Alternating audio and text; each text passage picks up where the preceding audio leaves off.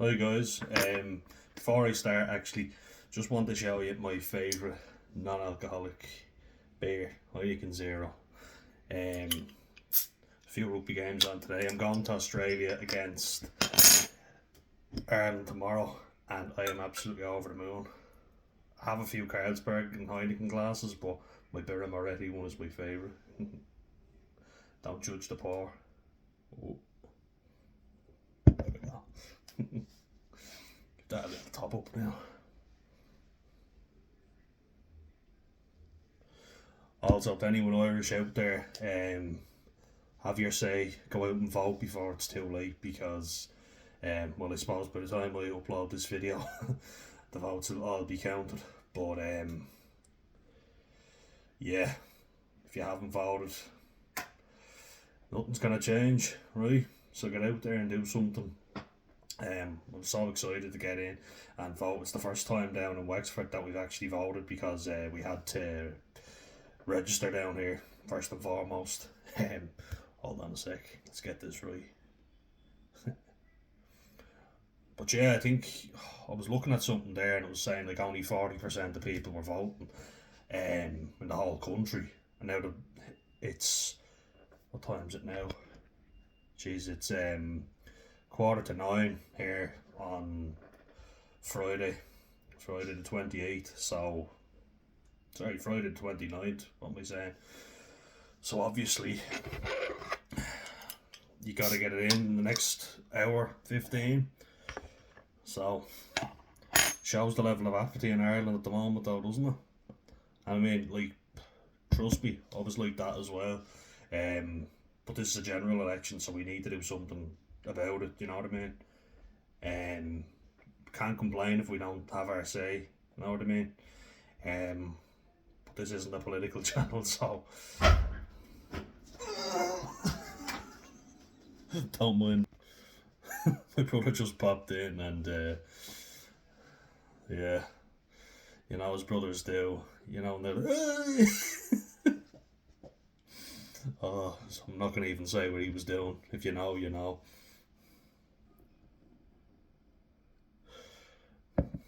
But yeah, so you do hear a lot of people complaining but not actually doing anything, so it's kind of like I felt like a bit of a hypocrite myself. I was there kind of thinking, look, gotta vote. If I want to keep complaining about stuff, I have to actually go and vote on it, you know what I mean?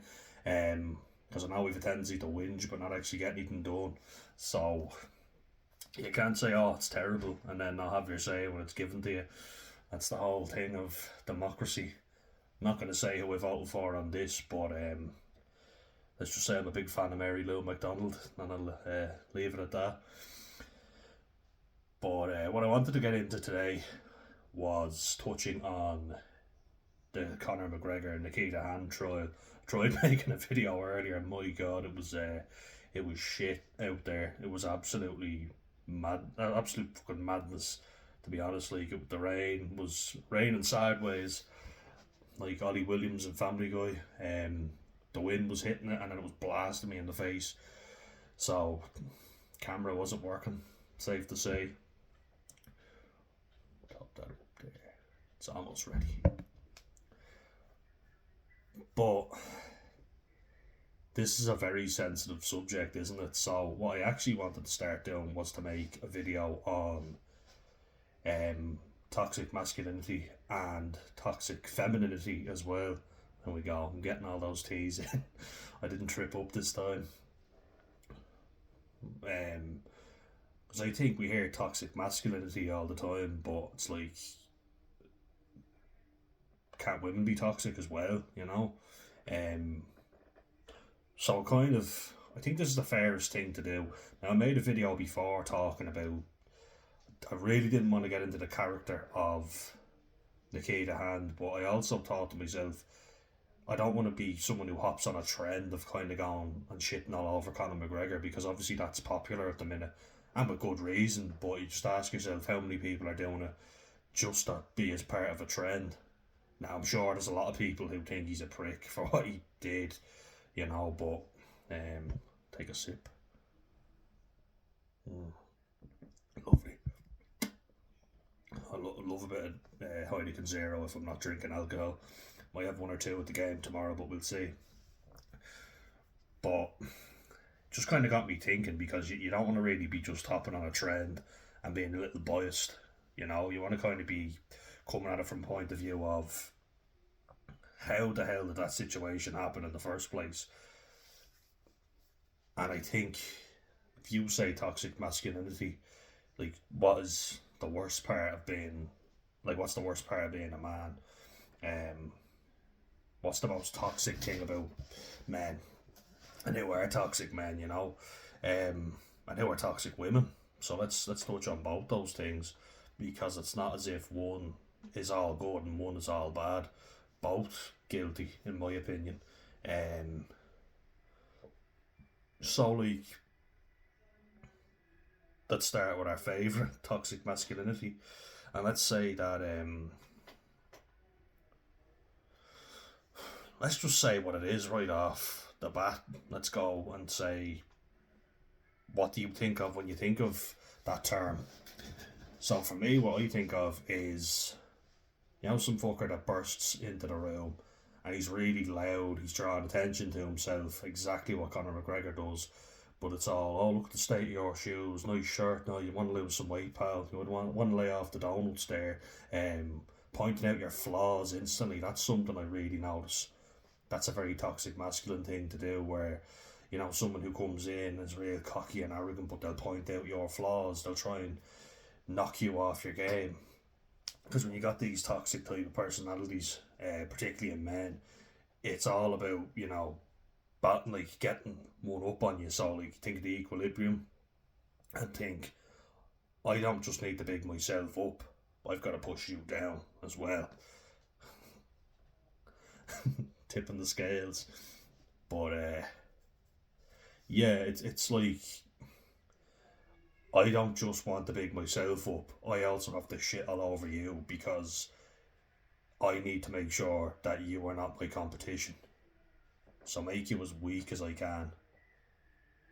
Use my skills to basically shit all over you, make everybody else shit all over you because they're afraid of annoying me because they know I'm reactive, they know that I'll say something.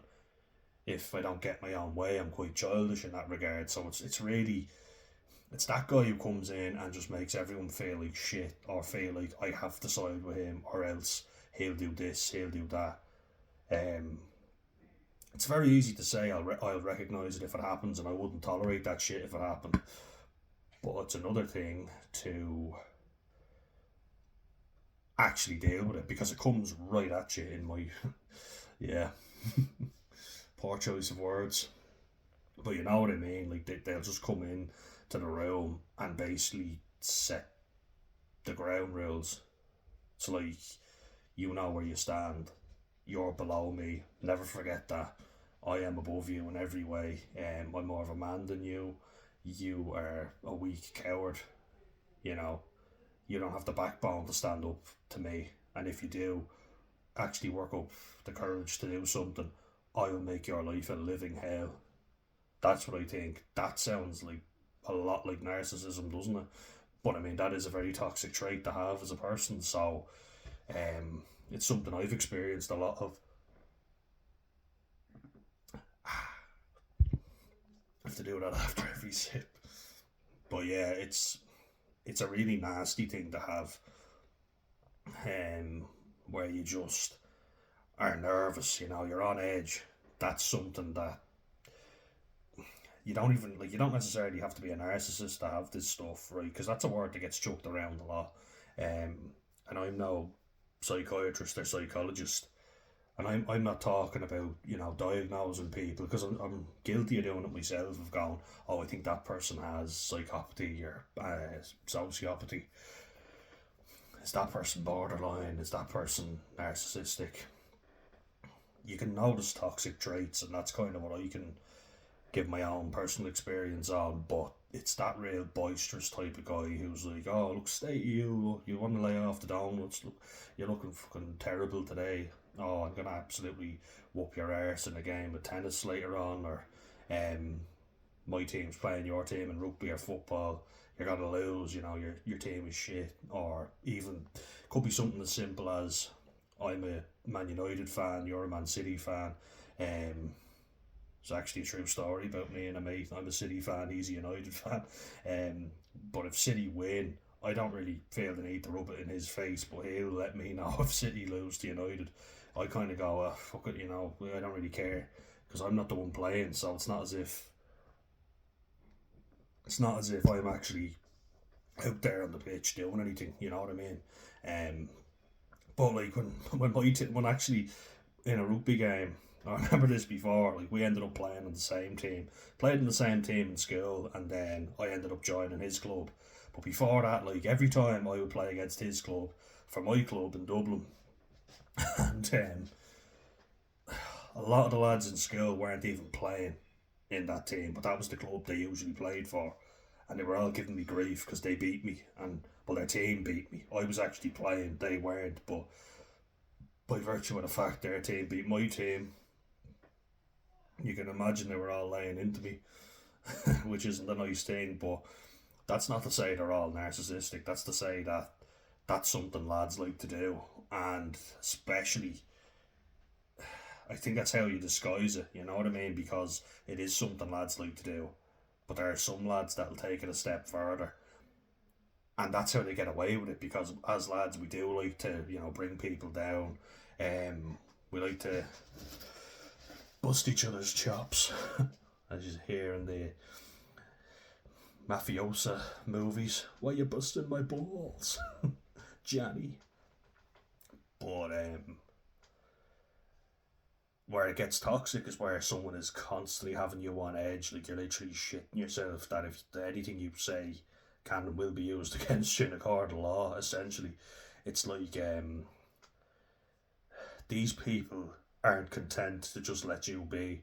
They have to bother you, right? They have to say something to you to knock you off your game instantly. And if you're a bit more anxious, like I am, and I have definitely gotten better, and I've noticed the signs, and I will stand up for myself, but in a better way where I don't lose the head with someone or let it build up, thinking, oh, it's nothing, until it gets to a stage where I do erupt. Nipping it in the bud. Don't let people talk to you that way, and if you don't appreciate it, I'm not saying you should put them in their place, but certainly call them out on it early, I would advise, because they'll keep doing it. These types of people are not going to stop, especially not if you allow it to continue. They will just keep going on and on if there's no consequences to their actions. We like to think that, they'll get sick of it eventually, but no, they'll keep going. The only language these people understand is punishment. So if you allow a certain level of behaviour, and like I was saying to you, when I said that I did loads for people and then it was just expected of me, same thing. If you don't set the ground rules early, set the tone, go, I will not be spoken to this way, then you're kind of putting yourself on the back foot to begin with, and you don't want to do that with anyone. Never mind someone who has a predatory personality type, And let's speak about another inconvenient truth that unfortunately people with this personality get rewarded a lot. Like Conor McGregor has gotten heavily rewarded for his eccentric sort of lifestyle, his the fucking shoulders coming out, his really cocky attitude and arrogant nature has gotten far because he's a lot of self-belief, so that is something you need. And then, like, videos I watch, I hear people saying a healthy level of narcissism is good. So we all need it, because then we wouldn't have any self-belief, right? We wouldn't have any belief in ourselves whatsoever if we didn't have some narcissism. But he has taken it to the extreme, and that's a dangerous thing. A narcissist that has wealth, has people they can use and weaponize against you, is a dangerous person.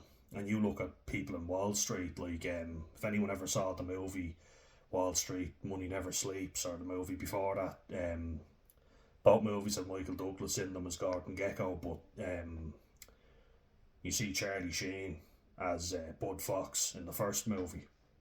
Really good movie, I really liked it. But it takes a deep dive into it, you know. And Charlie Sheen, Bud Fox, asks Gordon Gekko, aka Michael Douglas, when is enough ever enough, you know? Um, like you've got all this wealth, all of it, you know, you've more wealth than you know what to do with. You're rich beyond your wildest dreams, and you still are fucking people over. You're still ruining people's lives just for a bit of money, you know, just to one up them all the time. Why? You don't need any more money. And he says it's not about the money. Gordon Gekko says, he's like, this is a game and I'm going to win every time, you know? So it's like, I don't ever lose to anyone, you know? Um, all for my fragile ego. And like these people, they're extremely fragile, which is why they're reactive when you say anything to them. You know, if you say anything that does not give them praise and makes them think that they are top dog, you know, you're superior in every way, if you don't kowtow to them, they will let you know that they're out for you. You know what I mean?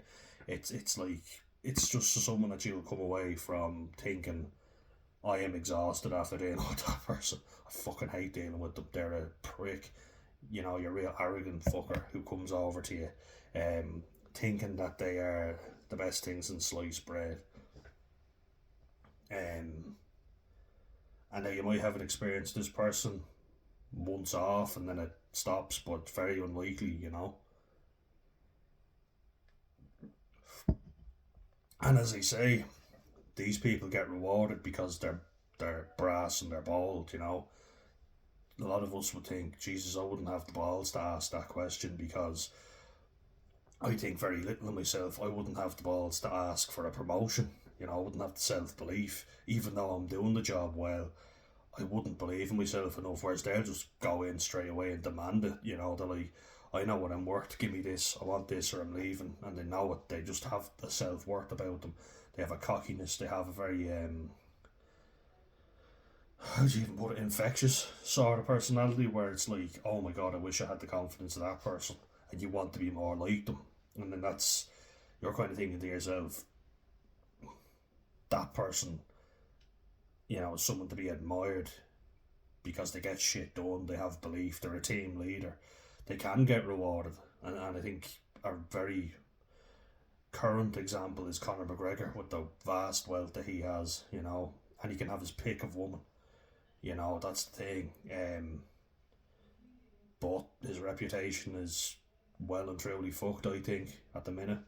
Um, he's done an awful lot of bad things.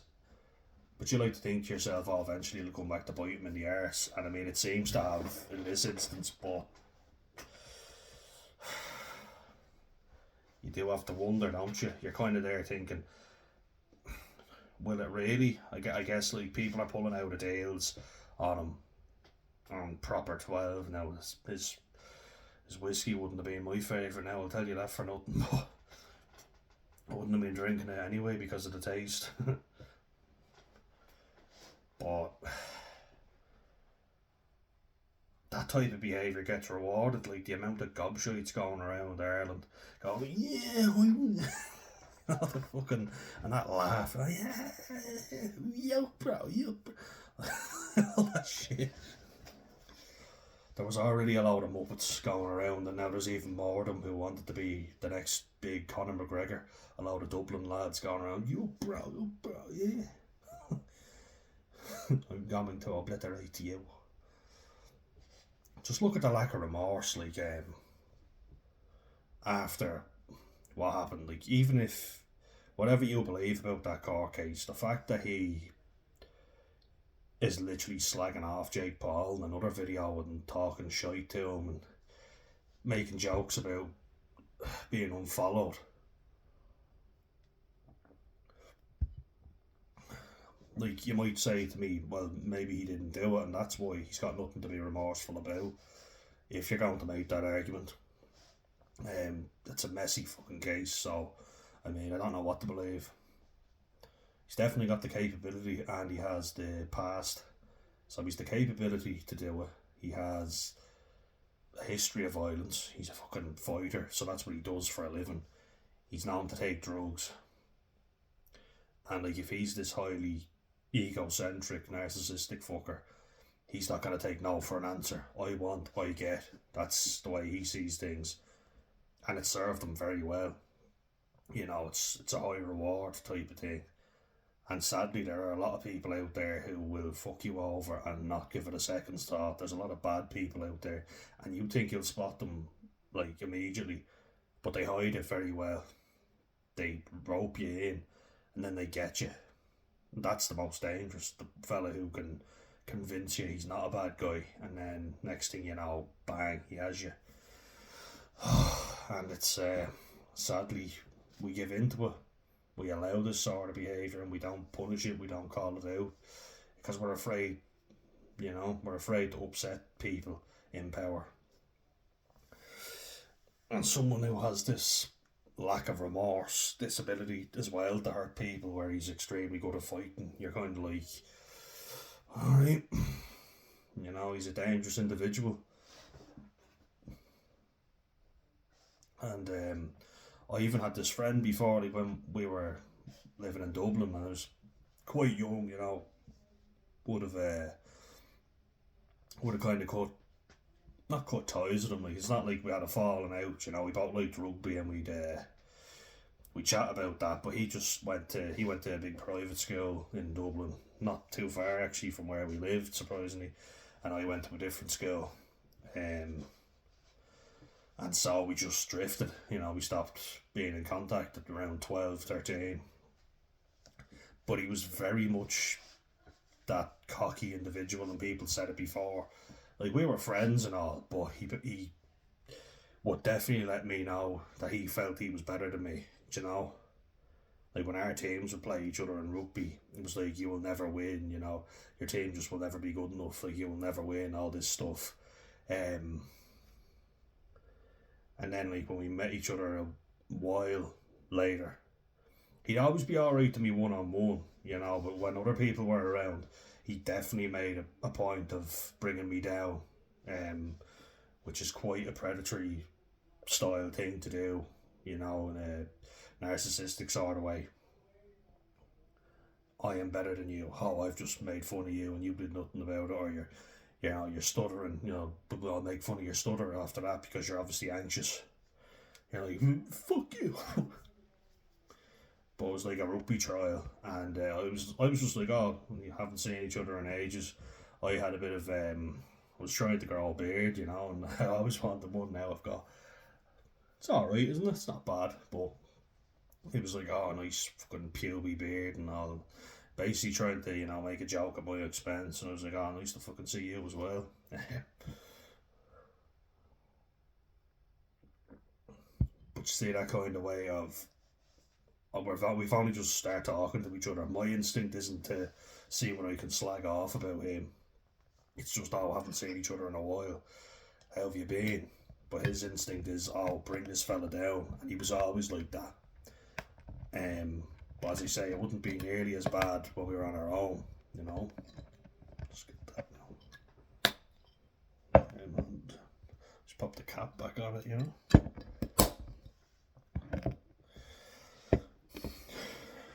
And I think you see it an awful lot when guys are fighting over a girl.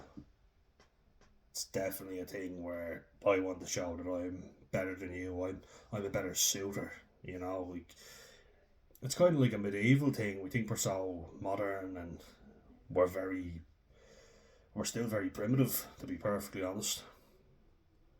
Where it's like, no, she's mine, and all this stuff, like, really possessive. And the lengths that lads will go to just to sleep with a girl is insane. I remember thinking, like, could you be arsed? All this shit, like, all the arguing and fighting lads would do, and you're there thinking, alright, fair enough, seems like a bit much, but go for it.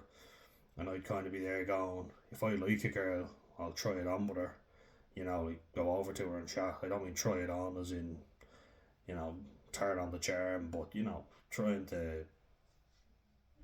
to strike up a conversation, and you want to drink, you want to chat, you want to kiss. and then I'd be lashing in the alcoholic beverages, believe me. But yeah, if you want to even watch out for men like that, because like I've dealt with a lot of them, um, the ones who not only try and drag you down and big themselves up, but here's another one even that you might want to look out for. It's more covert in nature, and that is to belittle your achievements. Now, I watch a lot of psychology videos and I find them fascinating, so I'm only going off them, but it is a very interesting concept to think of. You have like your grandiose or overt, overt, outward type of narcissist who is really, like, I am great, I have all these things, and, I give to charity as well. So you think they're a good person, but they'll fucking let you know, believe me, they're not doing it out of the goodness of their heart, they're doing it for reputation. And how many people are doing that? How many would do it if they weren't getting all this recognition? And I think, like, as a society in general, we're kind of guilty of that, aren't we? We're guilty of, as I am, of putting stuff up online, of course, but try doing something like, will you give a lad change on the street? I do, I have, and it's not being appreciated. Now, that's different to, I have to film it. Oh, look at me doing this. No, I've never had that. It was like, here, mate, do you want a couple of quid? There you go. Hope that makes your day a little bit better. And look, I like doing it because there's a lot, sadly, in Ireland and around the world, but yeah, it's a tragic state of affairs, which is why I'm getting you all to go out and vote. I'm guilty sometimes of not doing it myself, but I have this time made sure of it, made sure to get myself down there to the polling station.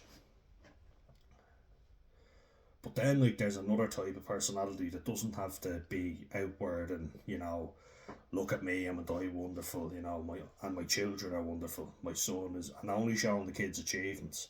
Oh yeah, he's national kickboxing champion, or he gets straight A's, he's going to Trinity College or UCD, or if you're not Irish, like, let's just say everybody knows Harvard and Yale, the prestigious universities, but they'll only say the achievements.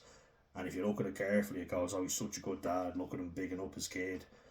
Yeah, he only does that to make himself look good. Look what I did, basically. So that's what you're getting. If you watch the Netflix documentary on the Menendez brothers, kind of fascinating, but I want to say that portrayal of the father, you know, um, Eric and Lyle's father, it was really much a case of Jose Menendez, wasn't it? Yeah. He was very much the over grandiose narcissist of I'm a strong man. Because even like if you look at it carefully, as soon as the wife starts to question him abusing the kids, as in SA, we know that word. I just don't want to say it in case you guys don't see these videos, but I'm getting ideas now on how to avoid saying the wrong thing. But as soon as his masculinity is questioned, it's like, oh, it's just that my husband is a very strong, masculine man. Oh, yes, that's right, yeah. And he nods because he's happy. He thought, oh, are you questioning me? And he was real, what? What did you say? And she says to the therapist, it's just that he's a very strong, macho man. Oh, right, I'm happy now. Yeah, I got the credit that I know I deserve. Don't you dare question how masculine I am, basically, It's like they are so triggered by it. And, like, it's rare that you'll find a predatory style person who doesn't use the means they have. And what I mean by that is, if you've got a guy who's very big and strong, very rare that he won't use that to bully his way around and get what he wants. I am big, I'm strong, you're weak and frail. If you don't give me what I want, I will take it from you. And that's not saying they won't use mental tactics as well, they will. But usually if they have the means to do it, they will do it. If they don't have the physical means, they'll use this. And psychological warfare can be even worse, and that's where the covert style comes in. And that's where I think my family would score very highly. Where it's like, and listen very carefully, I think it definitely plays into the Irish sort of mentality. So you have to look at culturally as well. Americans are very much, and I mean, I know a lot of Americans watch my short videos anyway, but shout out to you guys. I do appreciate you watching. But I think you'll even agree with me that it's very much a style of materialism. Look what I have and all this amazing stuff. Not saying everyone in the culture is that way, but it's definitely like like all American sweetheart, valedictorian, captain of the football team. They let you know their achievements a lot more in America than they do in Ireland. They're a lot more grandiose, shall we say. Where it's like Chad was an all American high school sweetheart. I was prom king, valedictorian. It's like they're just shoving it in your face, and you're like, okay, mate, didn't ask. Met a couple of Americans in Dublin city centre, and they're a good laugh, especially Californians. They're real, what's up, bro? So, dude. Really chilled out people. So, Californians, it's so far, from the Americans I've met, they're my favourite. Really chilled out. I guess they legalised weed, so they would be, wouldn't they? But in Ireland, we're more of we like to bring people down. I've seen that an awful lot where I'm happy with an achievement I've made, and as I've said, my dad will literally say to me after I've won man of the match, and I'm delighted to hear him praise me. It's like, oh, how'd you think I played? Oh, you look sluggish, you look tired, you look overweight. Oh, great. I did all these wonderful things, Dad. How'd you fancy making me feel bad about it now? Bringing me back to planet Earth. It's very much a case of I would have had all those things too. Back in my day, we didn't have these grants, and we didn't have, like when I was saying to my granddad, because I knew if my college was being paid for, because he was moaning about how much my auntie had to pay for my cousin to go to college. And I was like, surely, I was kind of thinking, oh, well, my parents don't have to pay anything. So I said to him, no, I get a grant for college, the government grant that pays for it. Oh, you're lucky to have that. Back in my day, we didn't have any grants, I didn't get a grant to go to college. You're like, all right, geez, I get the point. And I know older people are like, isn't it great? Sure, isn't it great nowadays? Isn't it wonderful? That's fine, yeah, I know. That's not how it was. It was, I would have done even better than you had I had that opportunity. I didn't get that opportunity. You did. The only reason you're successful is because you got that opportunity. Like even our little cousin. Here's a really fucking good example of that right now, actually. So, and why you'll never win with people like that, the real moany, whingy fucker, like the covert sort of narcissist type style of personality. And I would bet my fucking house on it that my family scores very highly in that. They literally meet every criteria, but I'm not a psychiatrist. I can't diagnose them. But I would fucking bet they do, They score so highly in all the traits. But my little cousin on my mum's side, so this is my dad's family I'm talking about, whereas a lot of narcissism for sure. A lot of it. You don't even have to be there with them very long, but they give a good first impression. That's something you're going to notice with someone like this. Once it passes by the honeymoon period, because people say, oh, they're not so bad, what are you talking about? Try and get them to put themselves out for you, and then you'll see. Trust me. Try and inconvenience them. Make them look bad, and it's almost like a switch goes off and they change personality. It's all a show. They are like shells of human beings in many ways. There's just nothing there at all. It's like talking to a fucking brick wall. They're not listening. They don't care. But if there's a financial gain, or if there's something that makes them look good, they'll say it, but they don't read the room well at all. Like I said, my dad said to me before, like, I didn't think you'd be able to do that course. I didn't think you'd have it in you to finish it. You're like, thanks. You know, like that's not something you say when your son's delighted that they've just graduated college. It's kind of like just you don't have to say the negative, right? um, or even before, like this was mental. Where he was meeting up with a mate, and it was like what was it? It was a birthday, someone's birthday, and having it in a pub. And then he was talking about your man's girlfriend, might be wife now, but basically saying that he cheated on her. She found out, and she tried to kill herself. And he was telling me this, right? And he goes, "She tried. Oh, it was mental. She tried to kill herself. I had a great night though. Just see how mental that is. She tried to kill herself. I had a great night though. And I mean, literally straight after, he said one thing, he said another. Like, she did this. Isn't it terrible? Oh, but I had a good time.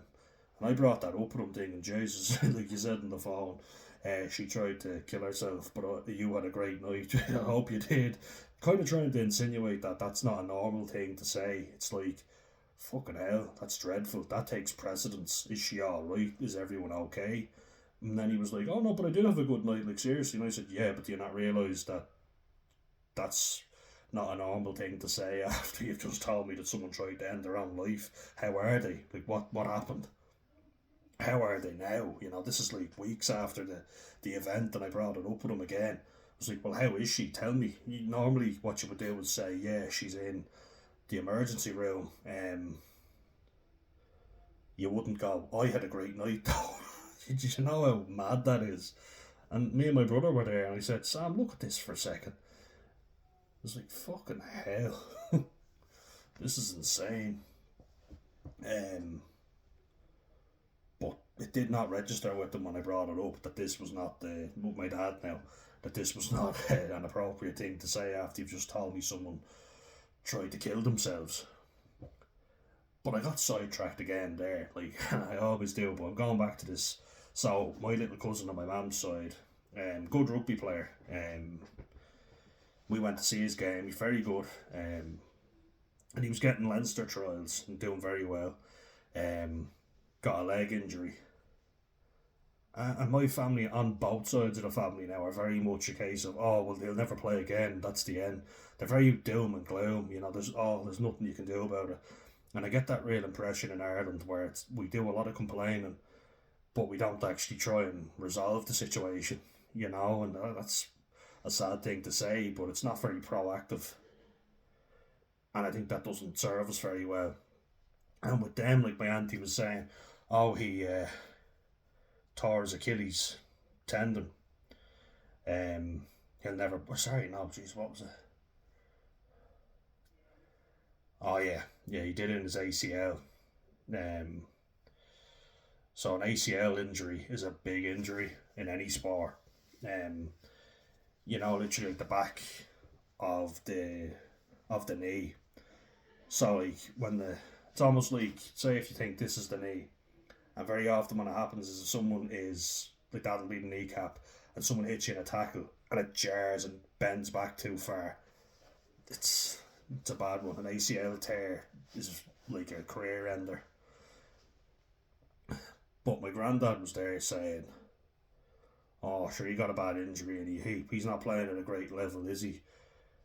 And we were defending him, kind of going, because he's shitting all over our cousin, like on the opposite side of the family, and we're kind of like, no, he's playing at a good level, you know, he's still doing well. And he's playing for St Mary's, like in the AIL, All Ireland League, which is quite good. And he goes, oh, I suppose, sure, it's better than you two, isn't it? You're not even playing anymore. You see how he flips from shitting all over one person to instantly bringing it to us, and then we're like, oh, cheers, yeah, you fucking prick. Those types of people, they're not in your face, grandiose, but they are fucking miserable. They drag you down because they never actually change anything.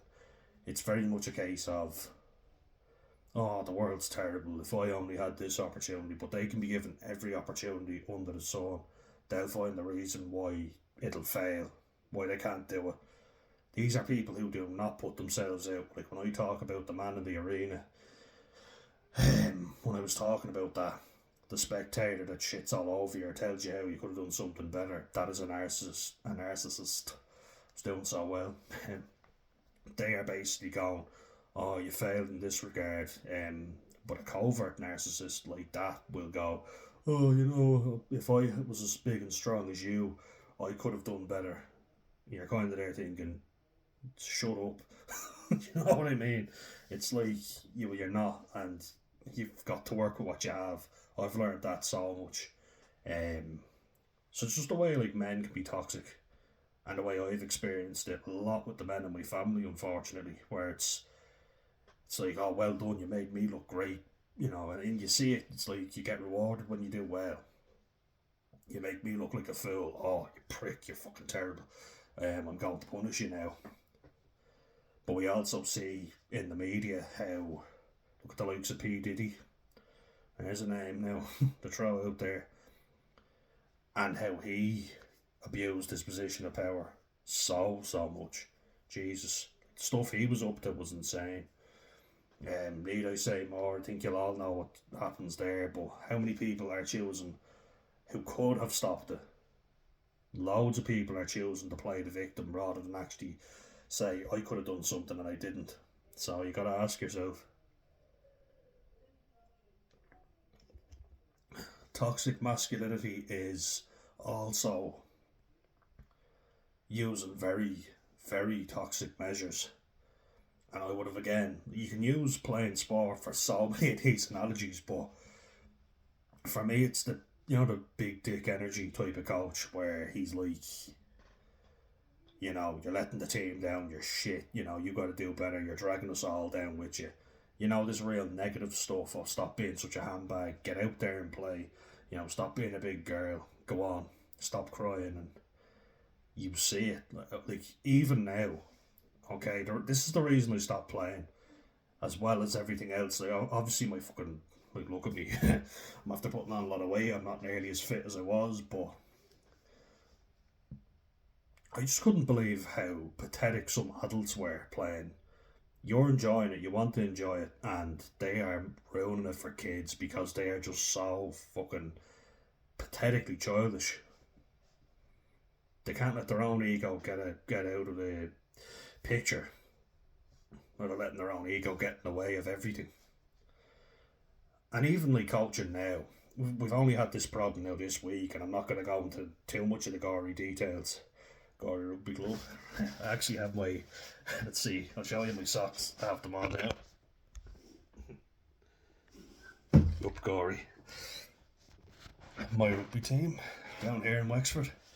Um, Definitely a team. Like if I was considering going back playing, I'd love to go back with them because I found it such a positive atmosphere. But with the school that I coach at, now we aren't at the senior cup. So senior cup is the big thing in Ireland. It's the big competition between the massive schools like Blackrock College, Belvedere College, St Mary's College, Terranure, St Michael's, etc. All the big schools. Ross Cray aren't in anymore. Actually, you also have, what's the name? I can't think for the life of me. It's a school out in. I got Newbridge College, of course. Clongowes is the one I'm thinking of. But then below that, like I would have played in the second tier. So like you've got Premiership, which is the senior cup, and you can play in that when you're like 15 to 18. It's the big one. If you want to get seen in school, that is the time to do it. And then below that is Vinnie Murray, which is what I played in. So it's like championship style, if you like. Which is great to say you played in it, and it is. It's a brilliant moment to go wearing your school jersey and go, "I played here. Isn't this great?" I look back on it fondly, regardless of anything else. That's something I hold right up here, cringy moment. But then the school I'm coaching at is a level below that. And, I mean, don't get me wrong, we're doing very well. I'm very proud of the boys. We're hoping to get promoted into the Vinnie Murray, but to do that, we have to win our league, or at least finish or in the top tier of the table.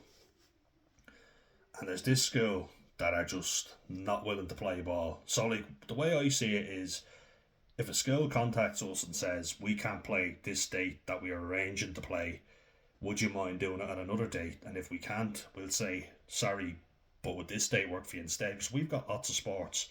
So, like, in fairness, the lads are very athletic. So they've got rugby, Gaelic football, hurling, football, soccer, basketball. Very athletic, and they're also a lot of them are quite involved in, like, say, drama or studying for the leaving cert, obviously. So that's fair enough. But we still are willing to play ball where we can, pardon the pun. And other schools are not. It's like, no, we're not changing it. This was the date set. We're not changing it for anyone. And then teams cancelling last minute on us because, like, we'll say, if you've got a small team, come out. We'll drop our numbers. We'll make it easy for you. You know, we just want lads playing. But they're like, no, we're cancelling. They're just being very, very vindictive. You know, like, very, very sore winners and sore losers. So we're going to give ourselves an advantage, even if, you know, it is only a small level. We're not giving you any sort of advantage. We're not going to play ball with you at all. We just want to win. And that's toxic right there. You see it a lot in sport, for sure. And sadly, you'd like to think it's all an even playing field, but it's not. There's so much politics that goes into sport that I wasn't arse dealing with it anymore. I hated it. I thought it was such fucking bullshit. Play a sport to enjoy it, but people are cheating. They do cheat. It's unfortunate, but they do. People care more about the win than they do about playing fairly, and that's the God's honest truth. You can bullshit yourself and say, oh, it's all about fair play. No, it's not. Not in my experience. No, I want to keep that sort of mindset, don't get me wrong. But you do have to cheat in a lot of ways. In every sport, really. The cheating is the less glamorous part. It's the dirty side that we don't want to admit to because it takes away from the glory of, oh, I came from nothing and now I'm a champion. But I broke this person's leg in a game. I gouged this person in the eye. I stamped on this person. I punched this person. I took drugs. There's a lot of scandals that come out afterwards after the glory story is up. But we like to fool ourselves and think that it's all, you know, fairy tale stories. But it fucking ain't, let me tell you. And it's pathetic. It really is. I'm never going to do that where I'm going to put another team down. I want our lads to play, and if they win, yes, and I will do everything to help them win. Everything, you say? But I'm not going to try and disadvantage another team, you know? Like, there were times when I'd play, and my brother played, and we didn't have enough players to field the team, and we just about made the numbers up. And what we used to do was drop players if another team had that same issue, or give them some of our players. And there were teams that just wouldn't do that. So, no, that's your own problem, not ours. You're like, you fucking arsehole. Like, how can you be so much of a prick at an under 14s game, even? That's toxic masculinity right there, isn't it? That's so toxic. Win at all costs. That's a real toxic masculinity type thing right there. Win at all costs. So I think I've touched on toxic masculinity quite a bit there. So let's talk about toxic femininity, shall we? So what is that? Well, that is, I think, using your womanly charm to get what you want and playing the victim when it suits you. So if you go up to the bar, you have a boyfriend waiting for you, but you start flirting with some other guy, and then you just watch them bait the shit out of each other. You are getting great joy out of knowing these people are fighting over you. And you can say what you want, you are. Okay? Using the fact that you're a woman to shout and give out to people, and then to complain about people when they raise their voice to you, if that happens to, if it's a man, say, because you claim you've been bullied. People tend to side with the woman because the man is usually physically stronger. Oh, he's probably picking on her. So we side with her normally, right? You know, and if any of my female friends, if I put myself in that situation where it's like, if they accused anyone of doing something, you'd be up in arms. You'd believe them first of all and think, oh my god, where is the prick? What's his name? Kill him if you hear that he's done anything to them. False accusations, you know, how many people's careers get ruined over being accused of, or wording, we'll say, you know, I won't say the word, but you know what I mean, taking advantage of someone, and they get accused, and then it's proven they didn't do it, but there's no repercussions for the person who made the false accusation. So there's no discouragement from actually doing it, and they might get lucky. They might ruin someone's career. They might get a good payoff. Um, it's also like toxic femininity, in my opinion, is acting like the strong, independent woman, but then questioning men's manhood. You know, like, oh, chivalry is dead. You know, you're a weak man. You've got no balls. You know, this fella will protect me more than you ever could. But you're the strong, independent woman when it suits you. You know what I mean? Like, oh, don't you talk to me like that. Don't you mansplain to me. And it's like, you don't get to have it both ways. You're either a strong, independent woman and you do everything yourself, you set ground rules, or you are quite feminine. You expect a man to be a man and a woman to be a woman. And that's the way it is. You're either one way or the other, but they seem to want it both ways. And it's a load of shit. And one thing like that, sorry, just like, let me get a drink. One thing that really boils my blood is this thing of don't blame your daughters, educate your sons. And it's like, how the fuck do you think you're going to educate a sick animal that would R word a woman? How? They've been around since humanity. You know, there's always bad eggs. Um, I never had to be educated on that, ever. What are you educating me on? Don't go out and attack a woman. Don't have to be educated on it. I know it's wrong. So what the fuck do you have to educate me on? Like, my brother doesn't need to be educated on that. He never would, because he knows it's wrong. Like, I would vouch for all of my male friends, because I wouldn't be friends with them if I thought there was a chance that they could do that. Ever. Right? So, if anyone would like to say in the comment section what you're going to educate us on, be my guest, because I'm baffled by that. And let's take it back to the Conor McGregor trial for a second and what toxic femininity can be. It can be claiming that one thing happened and saying, like, having a selective memory where you can't remember one thing because it doesn't suit you to remember that, and saying, oh, I was high, I was on drugs, I was drunk. I don't remember that because it doesn't make you look good. So you just don't comment on it. But you remember full well the bad things the man did. Okay, maybe he did, but if you remember that, you also have to remember the other thing. Playing the damsel in distress when it suits you, getting people to look after you when you were a big girl, you chose to do what you did, and you got yourself into trouble. Like, do I think that women should be attacked and assaulted? Of course I don't. Obviously not. That's fucking terrible. You know, now, I mean, I guess there's plenty of guys who do that to people, who tell people they think it's wrong and say that they're all against it, but then they go out and do it. So I understand that, but believe you me, I think it's fucking sick. But how are we going to stop it if we keep on acting like all women are precious angels and would never put a foot wrong? You know, how many women lead fellas on and then tell them I'm not interested in you after they have led them on? Still not an excuse to go and abuse a woman, or anyone for that matter, but you are increasing your risk of it happening. If you get off your face that you don't know where you are, that is your responsibility not to do that.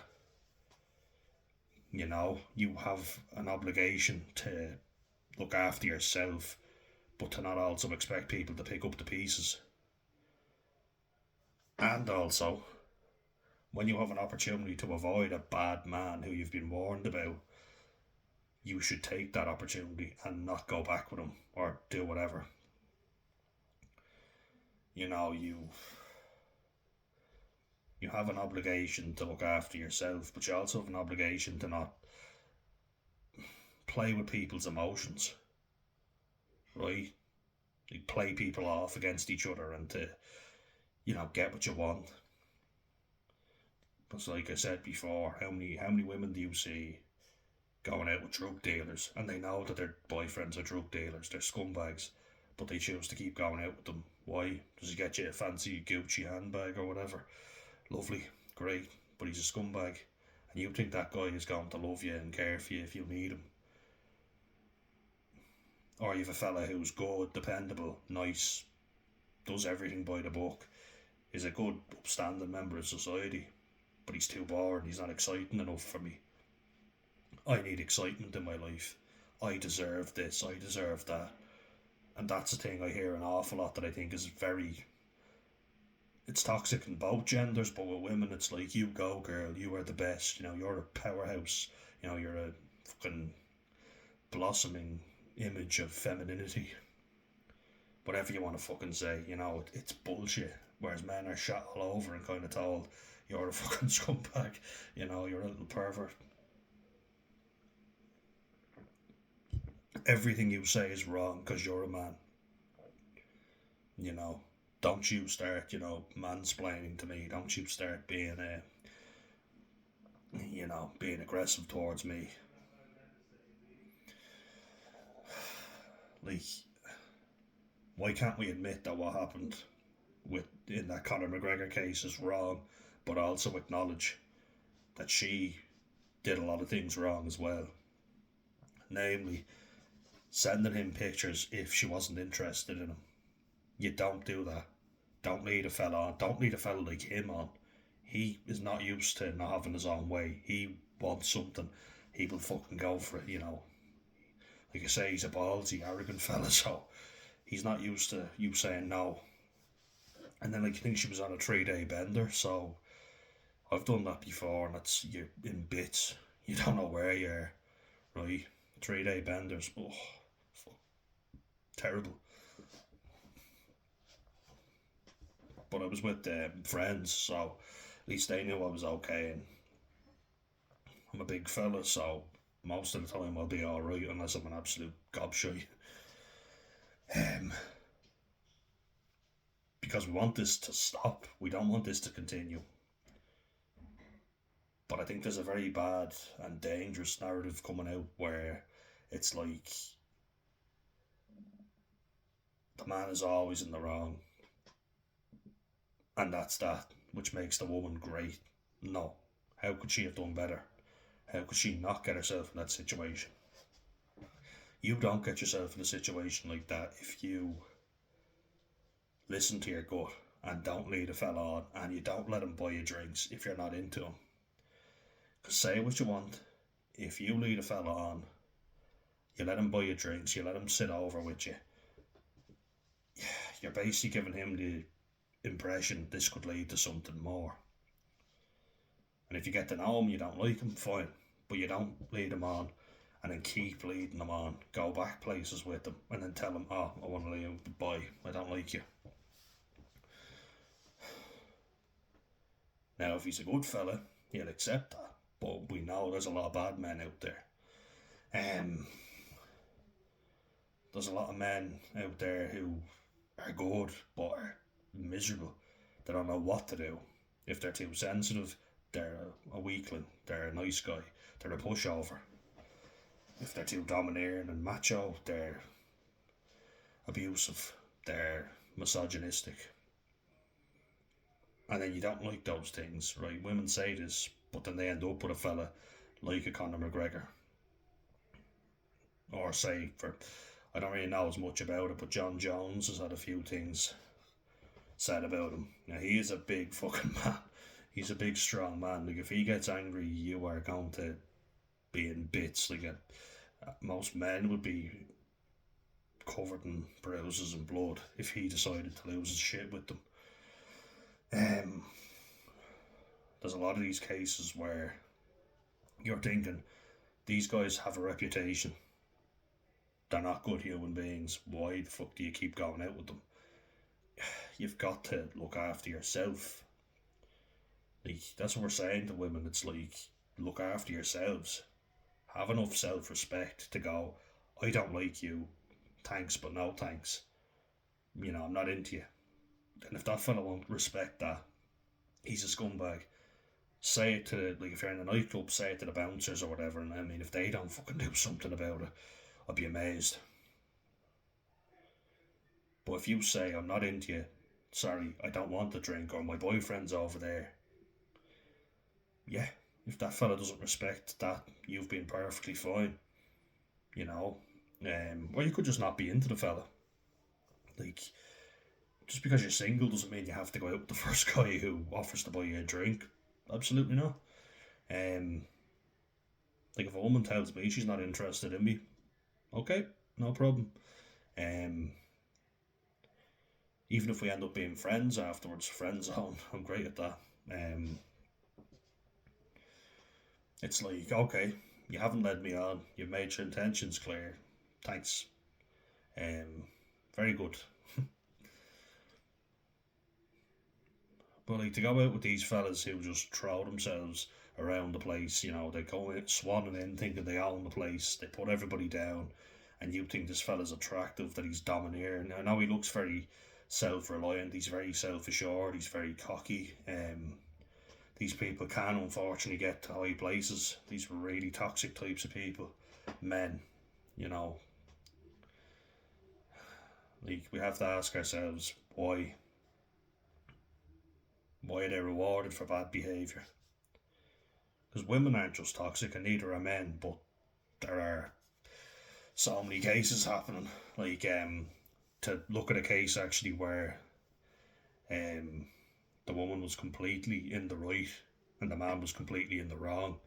Look at that lad Cahill Crotty in Limerick when he attacked that poor young girl. Now, I don't know this, but I've seen guys like him who are never short on female company and female attention. Scumbags that would be willing to do that. Not my fucking friends, let me tell you, because, as I say, if I know anyone like that, I'm not gonna fucking be anywhere near them. And if I see them doing it, like, I'll have choice words, and then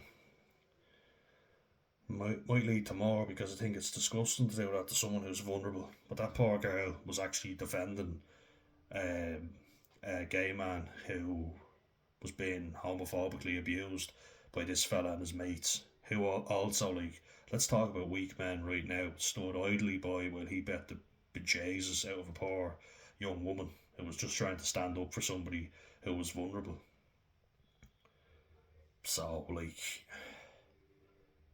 let's look at her case and think that was an example of a woman who was doing the right thing and got battered.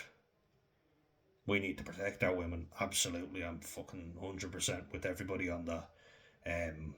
I'm very chivalrous, like old school, and I think that gets used and abused, like I said. But I like doing it. I feel good doing it. I don't think it should be just taken for granted, though. And I see it a lot of times is taken for granted that I'll be dependable, and expendable. And I'm not saying I deserve to go back and sleep with a woman because of it, but I'd like a bit more appreciation of it. Because it is fucking rare nowadays. And we need to start getting a definition of what an actual good man is. Because, I mean, someone who hits and abuses women is not a good man. Like, you can say what you want, but, or try and back them up with something. You do that, you're done. You're not a good person, end of. You're a piece of shit. So we need to start getting actual good people to look up to. But we also need to start learning that while a woman shouldn't have been attacked in some cases, she could have prevented it. It didn't have to get to the case that it was at. You have a young girl at home, you're saying you're doing this for her. Why didn't you look after her and stay with your fella at home and make sure that she was safe and that your fella didn't worry sick about you? Who clearly, like, she'd had previous to doing this because he was worried about her before that, and then recorded the messages.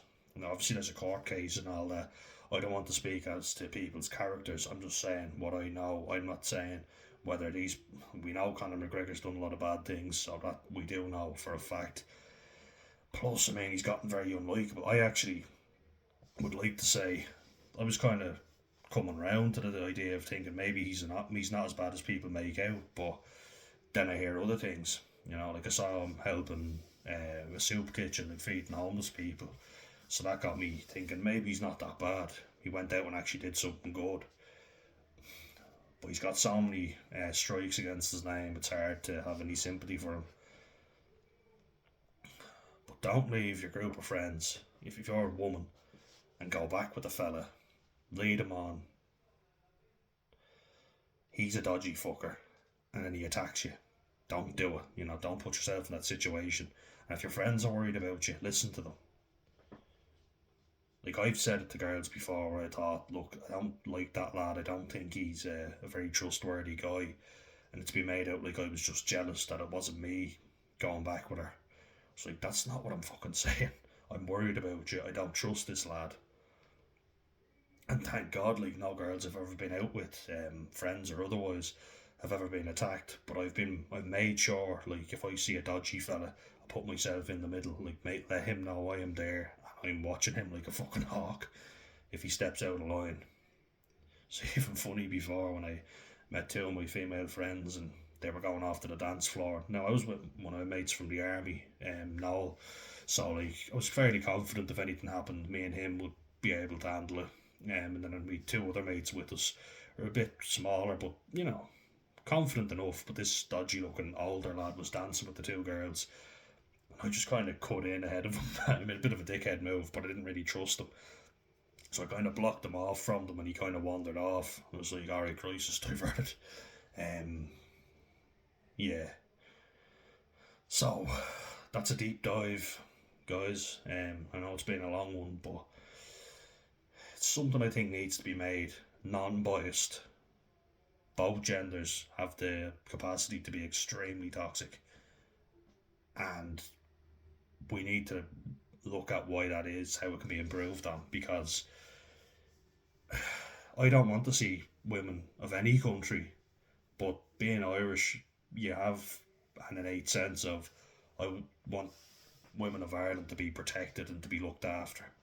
Don't want them to be unsafe in their own country. Any woman, of course, any woman. It's not just that I want Irish women to be safe, but you obviously want the women of your country to be safe, first and foremost.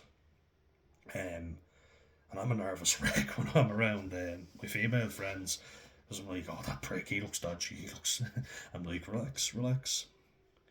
I'm saying this because I care about women, I do, and there are a lot of good women out there. There's a lot of bad guys out there, Let's not congratulate a woman for doing something that was very dangerous for her. Let's say to her, you were very lucky there.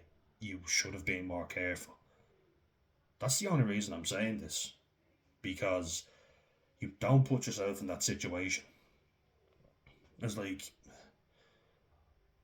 if you want to stay safe as a woman, like, a good piece of advice would even be, if you meet a lad you like, don't go back somewhere with them that night because it's dodgy enough. Maybe arrange to meet him for a date afterwards in a hotel or a public place, a cafe or even a bar or something, but not a nightclub. Nightclubs usually I don't find great for a date. But a date is a good way of being safe and of knowing that you're in public. So if anything happens, people are there to see you. And then you go back somewhere private if you trust this fella. But you just don't know, unfortunately, and it seems like it's a recurring story where, sadly, the fella seems grand, but then he's not. And in a lot of cases, there were warning signs beforehand, but people choose to ignore them. And if drugs and alcohol are in the way, that's blocking your senses. So, look, stay safe, everyone. Hope everybody in Ireland went out and voted, and hopefully Ireland can get the win tomorrow against Australia. I'm looking forward to it. It's going to be a good one. Cheers, guys. See ya.